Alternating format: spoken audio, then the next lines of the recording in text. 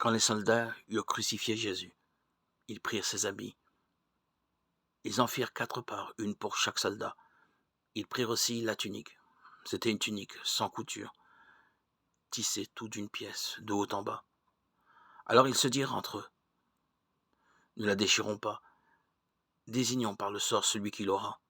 Ainsi s'accomplissait la parole de l'Écriture. Ils se sont partagés mes habits, ils ont tiré au sort mon vêtement.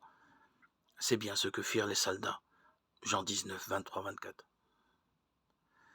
Ils ont donc fait cela, c'était écrit. Tragiquement, ils accomplissaient les Écritures. Nu, mon Seigneur, vous êtes entré dans ce monde, et nu, vous en sortez. Job 1, 21. Autrefois, Marie vous couvrit des langes du nouveau-né. Aujourd'hui, la milice vous dépouille. Et vous voici au sens propre en tenue d'Adam, tout prêt à gagner le paradis.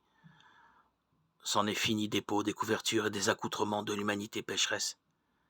Exfiltré du jardin d'Éden, Genèse 3, 21. Fini le temps des cachettes et des dérobades devant le Créateur, Genèse 3, 10. Voici l'homme limpide dans sa transparente nudité. Voici le nouvel Adam, seulement vêtu de gloire et de lumière. Ô Jésus, comme votre nudité nous couvre, nous autres pauvres pécheurs, nous nous sommes abrités sous le grand dais de votre tunique. Tunique sans couture, que nul ne parviendra à déchirer, qu'aucun schisme n'altère. Il n'est pas une part de notre humanité qui ne puisse quelques jours avec foi effleurer au moins le plan de votre manteau. Et cela suffira à sa guérison.